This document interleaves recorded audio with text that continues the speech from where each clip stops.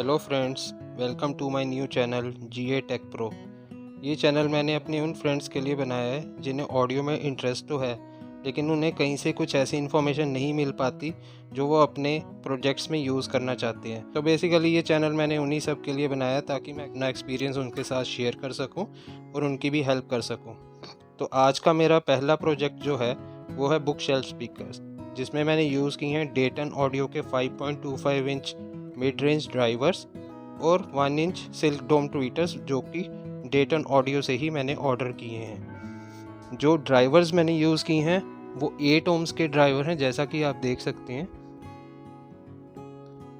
और जो ट्वीटर्स हैं वो 6 ओम इम्पीडेंस के ड्राइवर्स हैं। तो अभी इसको प्रॉपरली ड्राइव करने के लिए हमें सबसे पहले क्रॉसओवर डिज़ाइन करना पड़ेगा।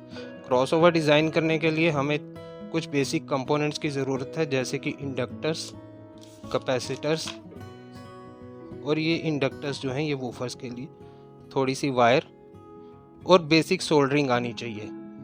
तो सबसे पहले हम अपना क्रॉसओवर तैयार कर लेते हैं और फिर मिलते हैं।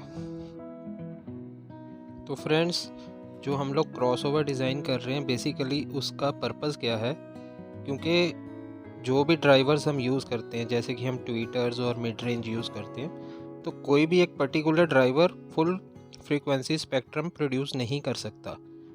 तो ट्विटर जो होता है वो हाई स्पेक्ट्रम यानी कि high frequency, for example from 6 kilohertz to 20 kilohertz produce करता है, और जो मिड रेंज होता है वो 40 हर्ट्ज़ से लेकर 2 किलोहर्ट्ज़ या 3 किलोहर्ट्ज़ तक प्रोड्यूस करता है।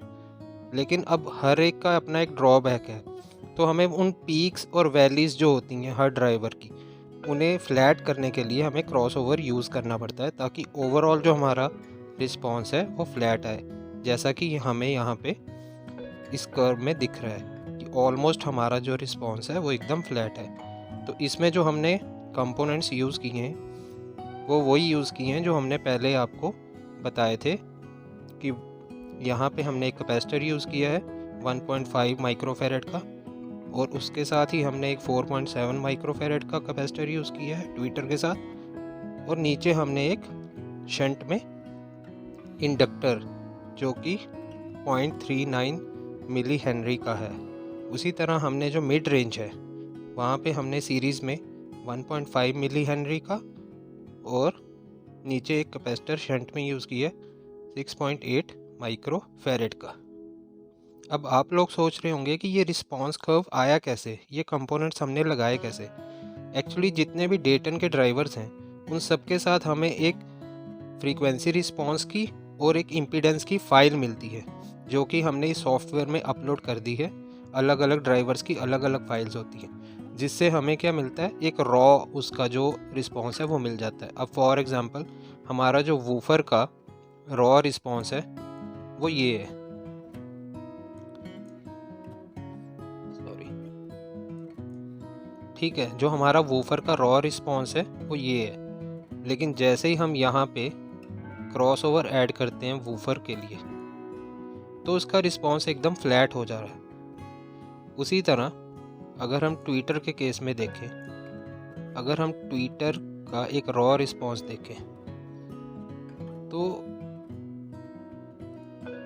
वो एकदम से कहीं पे पीक्स है और कहीं पे वैलीज हैं।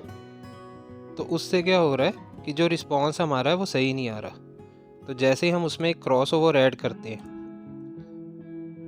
ये देखिए, तो रिस्पांस एक फ्लैट कर्व में आ जाता है। और ओवरऑल जैसे हम ओवरऑल एक क्रॉसओवर डिज़ाइन करते हैं दोनों कंपोनेंट्स के लिए, तो जो हमारा रिस्पांस है from 50 hertz to 20 kilo hertz वो ऑलमोस्ट फ्लैट हो रहा है।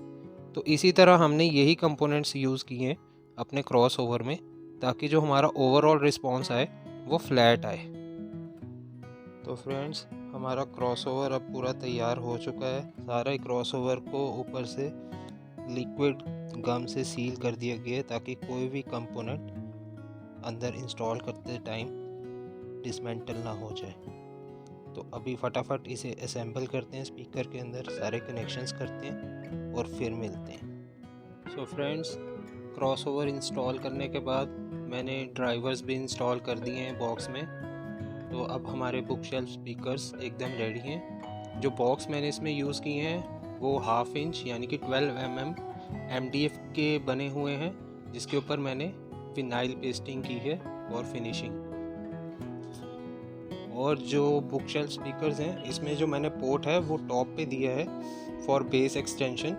ये टॉप पे देने का पर्पस ये था कि अगर आपको इसे वॉल माउंट भी करना हो तो आपका जो बेस है उस पर कोई इफ़ेक्ट ना आए, क्योंकि मोस्टली जो भी बुक शेल्फ स्पीकर्स होते हैं उसमें जो पोर्ट है वो बैक साइड पे दिया होता है। तो जिससे क्या होता है, अगर हम उन्हें वॉल माउंट करें या अगर हम उन्हें वॉल के साथ एकदम लगा दें तो जो बेस निकलनी चाहिए पीछे वो इफ़ेक्ट हो जाती है। तो टॉप पे माउंट करने का पर्पस यही है कि बेस इफ़ेक्ट ना हो। तो अब जो हमारे बुक शेल्फ स्पीकर्स हैं एकदम रेडी हैं टेस्ट के लिए। फ्रेंड्स, इन स्पीकर्स का जो रिस्पॉन्स है वो मैं अपने नेक्स्ट वीडियो में आपको शो करूँगा, जहां हम देखेंगे कि इन स्पीकर्स की परफॉर्मेंस मूवीज़ और म्यूज़िक में कैसी आती है। तो अभी के लिए अगर आपको ये वीडियो पसंद आया तो वीडियो को लाइक कीजिए और चैनल को सब्सक्राइब कीजिए। और अगर आपकी कोई क्वेरीज़ हैं तो आप कमेंट सेक्शन में मुझसे पूछ सकते हैं।